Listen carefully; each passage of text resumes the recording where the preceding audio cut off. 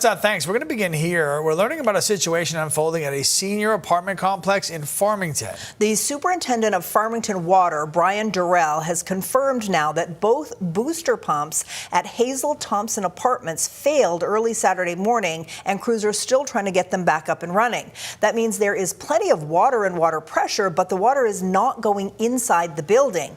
A niece of one of the residents there emailed us saying that management provided residents with 6 bottles of water each, but until the pumps are fixed, they can't flush the toilets, bathe, or cook properly. It's not clear how long those repairs are going to take. This is a developing story, as we mentioned, and we will keep you updated as soon as we have more information.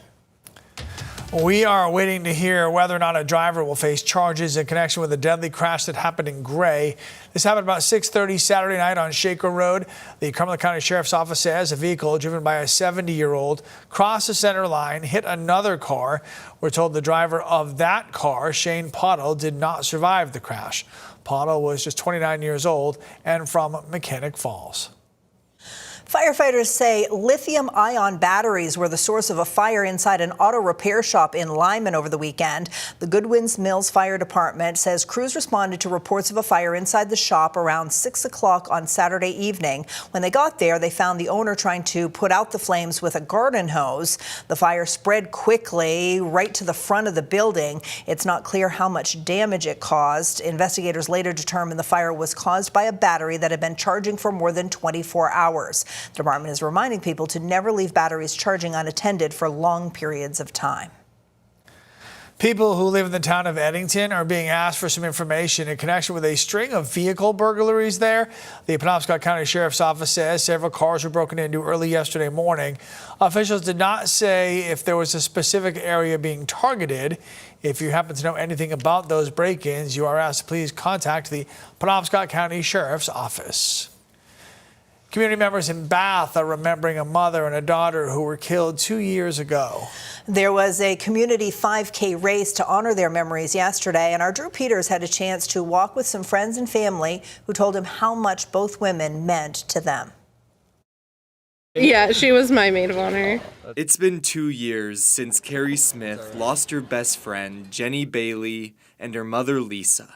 Jenny and Lisa were still outside her house. Their bodies were there and they were taking pictures. And so I watched my best friend of 25 years get put into a body bag over a domestic violence issue. A senseless act of violence from a husband and father, leaving Smith with regret. I wish that I would have said, it's time for you guys to leave and just get somewhere safe. And a whole community broken. You think, oh, that'll never happen to my family. You know, you feel a lot of guilt, like, why didn't I see this? Why didn't I do this? Guilt and grief, pushing them to hold the Community 5K every year to honor the mother and daughter they loved so much. Go! Stepping through streets Jenny and Lisa would often walk. To have it in Bath, have it with this community where everybody knows each other is great, and it just made sense. Among the crowd, friends like Alana Caballero. Jenny specifically was my babysitter growing up, so we were very close. Filled with a mix of pain. I remember the whole entire day specifically, and I just didn't even believe it, to be honest. But also memories of joy. They were both so loved and big people of the community as well. You know, she was always doing things for the community, Lisa also. Memories helping Brooke Hamar realize just how many people her cousin and aunt touched. She just had the biggest heart. And my Aunt Lisa, again, the sweetest thing. The 5K not only honoring the women's legacy, Remembering them as, these strong women. but raising funds that will go towards providing self-defense lessons to victims and survivors of domestic violence. It's not always on the victim to seek help. It's on the community to find a way to help them. And you can't be afraid to step up. Stepping up with hopes no one else has to lose a friend or family member this way. One thing to add about the case surrounding Lisa and Jenny's deaths, 2 news organizations in Maine are currently suing the Bath Police Department. The lawsuit alleges that the department is violating the Freedom of Press Act by redacting documents related to the case. Still to come, there's a new outbreak of an insect that killed millions of acres of Maine trees during an outbreak in the 70s and 80s. I'll tell you what the state is doing to mitigate the spruce budworm coming up. But first, Todd, what's one thing we need to know about today's weather? Well, there's still a frost advisory in place for the lakes over in New Hampshire, but even into the Oxford Hills, there are temperatures that are close to the freezing mark. It just is a reminder that this time of the year, you still have to be careful, protect your new plants that you've put in the ground, or if they're in pots, bring them indoors in these early mornings. Tomorrow morning also looks like it'll be pretty cold. Coming up, we'll be going over the entire week, so stick around.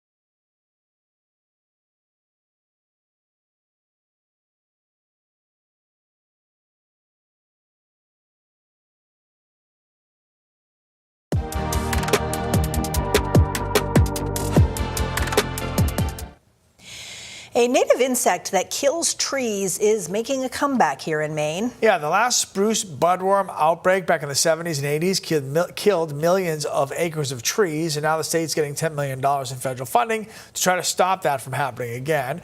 Our Katie Delaney is on this story this morning and tells us about what the latest mitigation efforts do look like. Hey, Katie. Good morning, Lee and Sharon. Starting last year, the state adopted an early intervention strategy, spraying pesticides to keep the spruce budworm population down before an outbreak can cause widespread damage to Maine forests. Right now, these pests are mostly located along the Canadian border. According to the director of the University of Maine's Budworm Processing Lab, Angela Meck, they first reappeared in Maine a few years ago and quickly covered 300,000 acres of spruce and balsam fir forests. The state began aerial spraying the affected land in northern Maine last year. Now, Meck says only 70,000 acres have high budworm counts. According to the Maine Forest Service, the trees in about 29% of Maine's forest land are at risk of dying during a spruce budworm outbreak. And if an outbreak is not controlled, the Forest Service says about 12% of jobs in the forest industry would be lost. The $10 million Maine recently received will support continuing spruce budworm treatments this year. If it continues to be funded and to be recognized as a very effective program, then I think we're going to be faring pretty well here in Maine. Even though it seems like it's a lot of investment up front, the amount of loss that would be had if budworm were able to just explode and kill our trees is much higher. MEC says these efforts are just the beginning of likely another decade of budworm monitoring and management to keep its population at bay. I'm Katie Delaney, News Center, Maine.